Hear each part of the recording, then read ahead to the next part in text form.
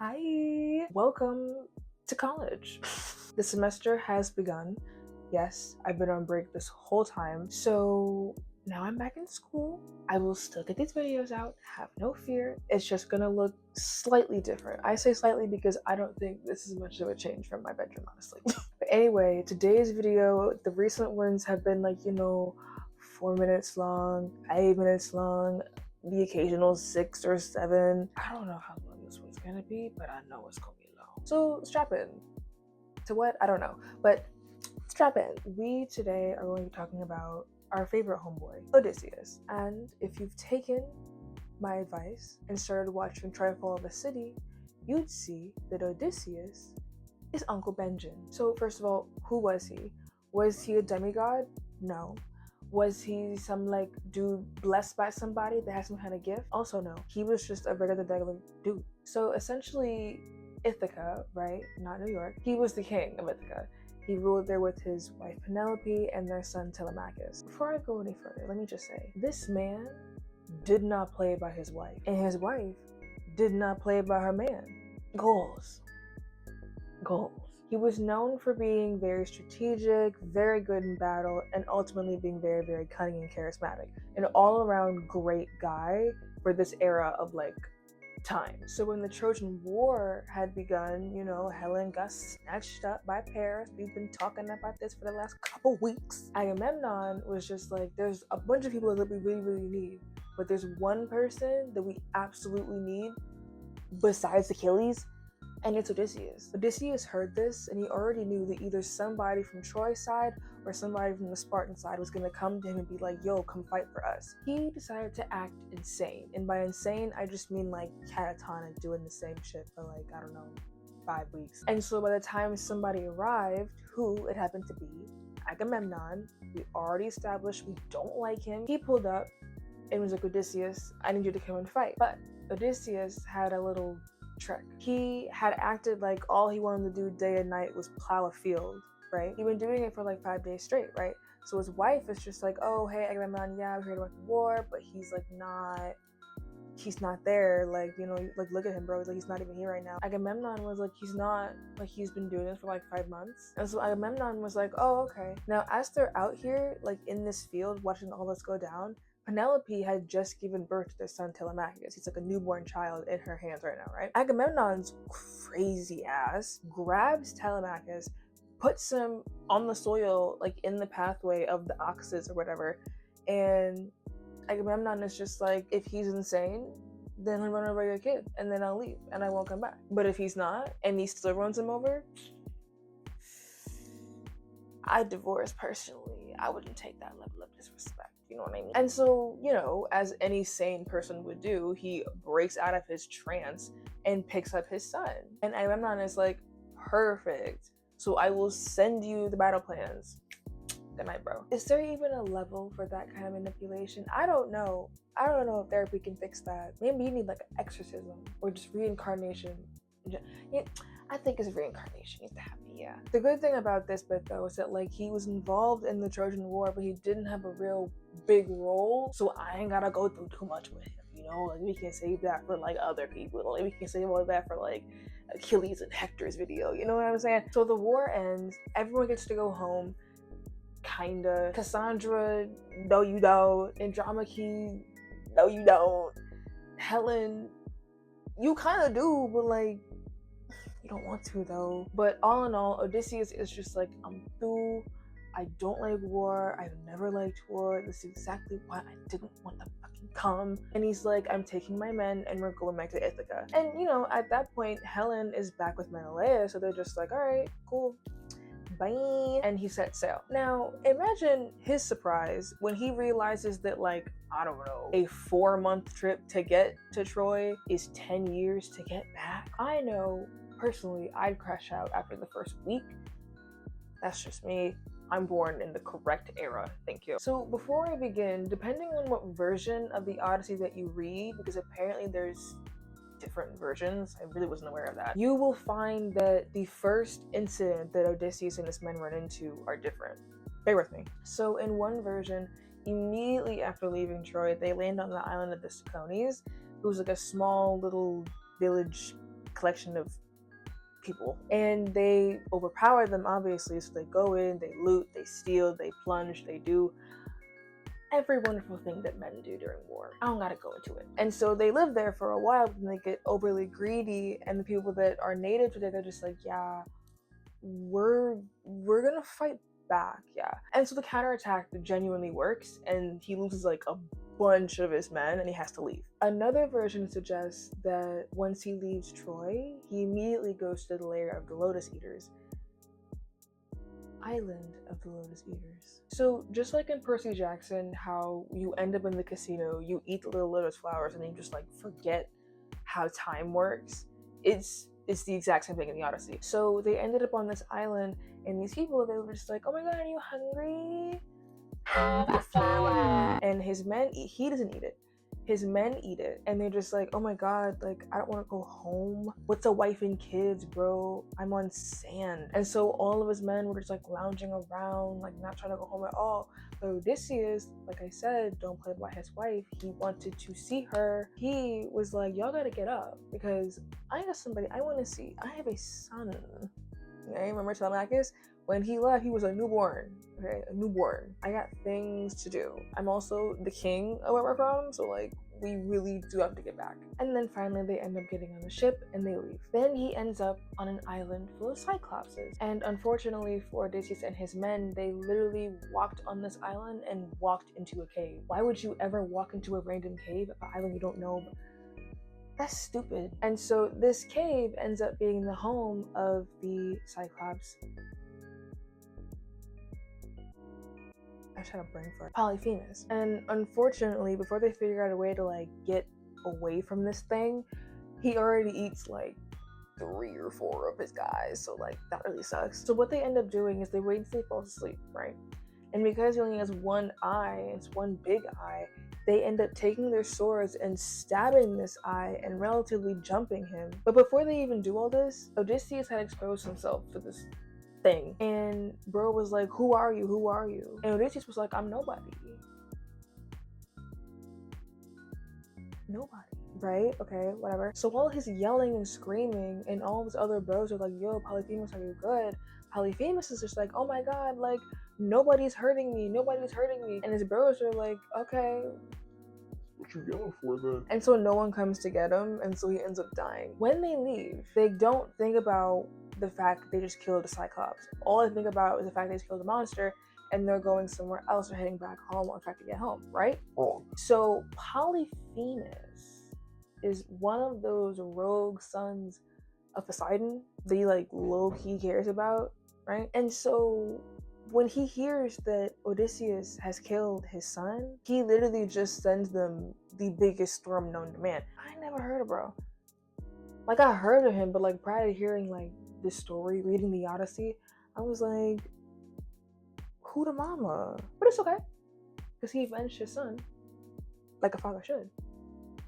Let's move forward. So while they're heading out, like I said, Poseidon sent that storm, and they don't know what's going on. All these high seas, like rough waves, it's too much. I'd be overstimmed personally. Aeolus, he comes down and is like, hey, y'all want the bag of wind? And Odysseus is like, thank you, bro. I really appreciate it. Takes the bag of wind and is like, all right, guys, the god just gave us this to send us home. Are you ready to go? We're gonna take turns using it so we can conserve, use it, conserve, use it. Smart, right?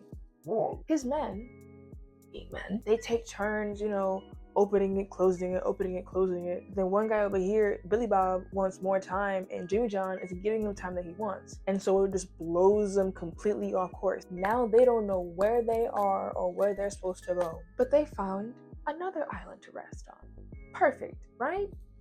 Wrong. They wound up on the island of Aea. I really hope I'm saying that right. And who lives on this wonderful island? Circe. Do you know who Circe is? Not that one. We all know who that one is. We all have mixed emotions about her. I'm talking about this Circe. You know who this is? A quick overview, she's like a witch, right? But that's not even the juicy bit. She's the little sister of Pasiphae. You know who Pasiphae is? First of all, these are all Helios's kids, like the sun god Helios, these are all his kids. You know who Pasiphae is? Pasiphae is the reason that we have the Minotaur. Yeah, super feel it. big. Circe lives on this island and she sees all these wet, sweaty men pulling up on her crib, and she's just like, of course you guys can come in, y'all can stay, like it's all great, whatever.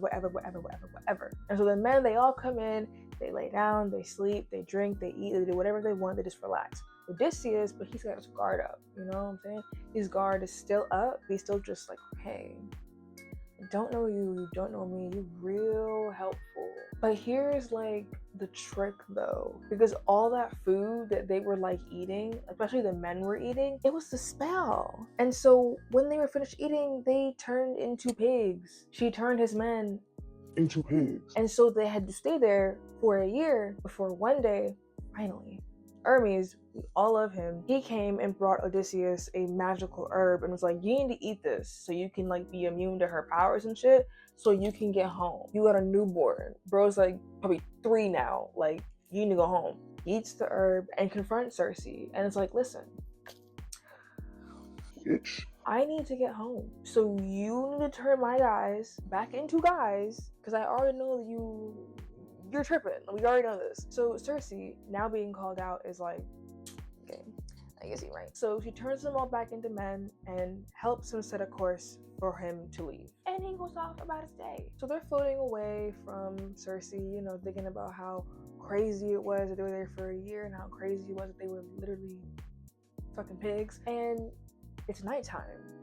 Night's falling. Stars are out. It's beautiful. And what do we hear in the distance? Singing. Isn't that great? Yeah. No, it's not. Immediately recognizing what it is, Odysseus is just like, okay guys, let's not get sucked up in this, yeah? We all know what those are. Those are sirens, okay? We all know. So he tells his men to stuff their ears with beeswax and to tie him, meaning Odysseus, to, what's that shit in the middle of it called? The mast? Whatever it's called. He had them tie, like, wrap his ass around and tie him to it so he wouldn't jump off the ship. This next one, after the sirens, really, hold on. It always confused me, because it's just like, you're a captain. Like, these are your men. Like, you care about these guys. I understand the islands and all that stuff wasn't totally your fault, but like, this next one, he literally puts them in danger just cause.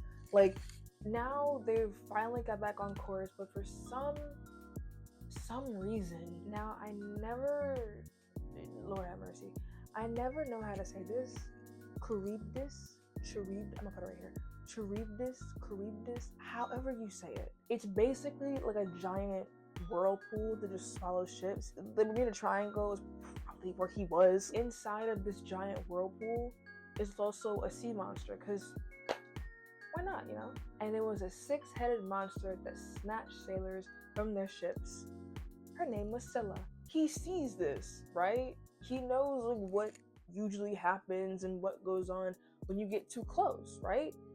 One would think, logically, you wouldn't go and sail by it, would you? No, but that's exactly what he does. He literally sails by it on purpose, loses 6 men, is like, damn, that's crazy, and then just sails out of it. Didn't try to defeat it, didn't. Maybe it's because I don't do contact sports, but that doesn't make sense to me. So after all this, they finally arrive on the island of Thrinacia. At first, I swear, when I first read it, I thought it was Thrace, and I was like, I thought Thrace was on land, not an island. Spartacus lied to me. So by the people on this island, they tell Odysseus and his men, listen, you're welcome here to rest, rejuvenate, recuperate, anything you need to do. Do not eat those cattle over there, because those cattle are Helios's cattle. Remember, Circe's dad, sun god. He's the sun god. Apollo's the god of the sun. I don't know. So Odysseus hears this and is like, all right, we can eat anything else besides that. That's totally fine. Okay, cool. His men hear it and don't respect it. As soon as this man falls asleep, Odysseus has a moment of peace and goes to bed. His men go and slaughter and eat the cattle. He wakes up and is like, why are we doing this? One rule, even the Garden of Eden. Why? So after they eat it, and Odysseus wakes up and figures it out that they've eaten it, he's just like, well, now we have to leave because something will happen to us if we stay here. So they leave. Helios finds out. He's like, I want revenge. Zeus is like, I love violence. Let me do it for you, bro. He's like, okay. Zeus sent a lightning bolt towards their ship. Blows it up. Everyone dies but Odysseus. Now he's on a raft, drifting across the sea. But it's okay, because he ends up on a new island. Guess who lives here? Calypso. Before I begin, you could not tell 8-year-old me this was not Rihanna. I don't care what anybody says. First of all, Calypso is just like me for real. So she is a sea nymph, and she is my favorite sea nymph just because she saw a man that she wanted, she went and got him. He said, I don't want to be here. She said, that's not my problem. What a queen. What a queen. Yeah, that's essentially what she did. He washed up on the island that she lived on, and so she brought him inside, nursed him back to health, all that stuff. He was very gracious, but when he was like, all right, I gotta go, she was like, go Power Ranger. What do you mean you gotta go? You're not going anywhere. I want you to be my man, my husband. And Odysseus was just like, but I have a wife and a child. No thank you. But Calypso was not hearing a no. She was saying, yes, take me, I'm yours. And so she forcefully kept him there for like 7 years. Then it got to a point where it was just like low-key kind of sad. And so Zeus sent Hermes down to be like, listen, Calypso, I understand. It's Uncle Benjamin, I get it. But he has a bigger destiny that does not include you for all eternity, so you have to let him go. And so she said, okay, and she let him go and was like, have fun. Hopefully you get back to your wife. If she's still alive, we'll see about that. Go on. And so he leaves. So upon his return to Ithaca, he had to be really, really careful. Because remember, like I said, he's been gone for 10 years, and he's also the king. So the king's been gone for 10 years, and it's only been his wife and his son is now 10 years old. So he doesn't know if he's coming back to like a grateful country or a country like in peril. Knowing this, Athena helps him, disguise as like a beggar or like a peasant or something like that, just to test the loyalty of people around him. You know what I'm saying? Smart. And so when he arrives here, he realizes that not only has he been not here, there's not been a king, but it's like all these men have been waiting for him to mess up, get out of line, not be there to get Penelope. And so he hears that Penelope said that she will choose a suitor once she finishes weaving whatever she's weaving. And so he's like, well, has she chosen one yet? And everyone's like, no, she hasn't chosen one, She's been doing it since King Odysseus left. Then he finds out that she says that she'll choose one when she finishes, and she weaves all day and then unweaves it all night. What a queen. She said, I'm keeping my word, I'm just lying a little bit. But you don't gotta know that. So because he's eager to see his son as well as his wife, he reunites with his son Telemachus first. They connect, he recognizes him, it's great, it's a lovely father-son moment, right? Immediately, they band together and create a plot and plan to kill every suitor that stepped to his wife. Period. But he's 10. So after all the suitors are killed, Penelope has an inkling that her husband is back, but she asks like a few like 2-step verification ass questions, like, ooh, what's my favorite color? How do I like my meat cooked? She asks about their bed. Apparently their bed like doesn't move. I don't know if that's a flex or not, but like no one knows that but them. So he came in and was like, yeah, our bed doesn't move. And she was like, oh my god, baby, you're back, yay. And then he goes on and rules Ithaca in peace. And that peace is justified naturally, but it's also like incapable of stopping because Athena blessed Ithaca with peace because he got back. He was like her favorite. But yeah, all was well. I told you it was gonna be long. I really hope that you enjoyed this. It just got really quiet on campus and like creeped me out for a second. Anyway, like, comment, share, subscribe. Mwah. Thank you. Bye.